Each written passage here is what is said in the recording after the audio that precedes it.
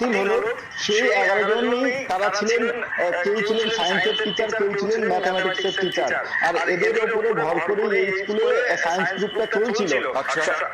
আজকে থেকে পরীক্ষা শুরু 5ম থেকে 10ম শ্রেণী পর্যন্ত। সেখানে তারা সকালবেলা স্কুলে আসেন, জাস্ট স্কুলের যখন ঘন্টা পড়েছে তারা রুমে যাবেন পরীক্ষার্থীদের কাছে, তখনই এই নোটিফিকেশন তাদের কাছে আসে, তারা সংবাদ মাধ্যমে জানতে পারেন।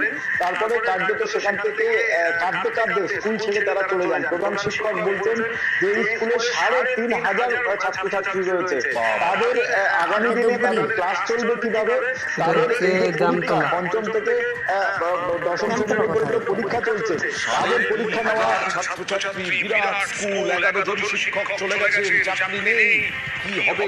আর পরীক্ষা সামনে, যার দিকে মহামান্য সুপ্রিম পরীক্ষা কোর্টের চলতেছে, আর দিকে 11 জন আমরা জানি না